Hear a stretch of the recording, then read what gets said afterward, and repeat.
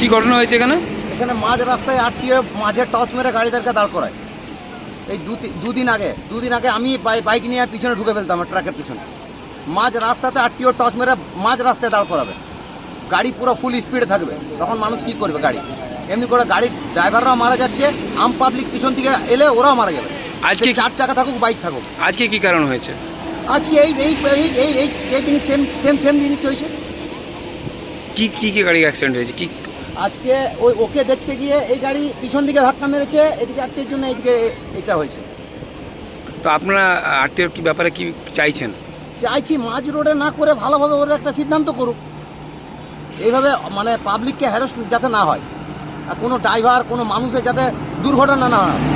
এখানে চাই না যে কোনো মানুষ দুর্ঘটনায় মৃত্যু হোক। এখানে কিছু আত্মীয়রা এমনভাবে মাঝে রাস্তায় টর্চ মেরে গাড়িদেরকে আটকায়। আমরা তো রাত্রে বাইক নিয়ে যাতায়াত করি, তখন আমাদের মানে চক্ষুটা ধোঁয়া হয়ে যায়। আমরা বুঝতে পারি যে কী করবো কি না করবো। তো আপনারা এলাকাবাসী প্রতিবাদ জানাচ্ছেন না? প্রতিবাদ করবো, এবারে প্রতিবাদ করতে হবে, নাহলে রাস্তায় জাম করব। আপনার নাম? আমার নাম শুভঙ্কর দেঘরিয়া, কুলটি বিধানসভার কোক অ্যান্ড ম্যানার যুব মোর্চা।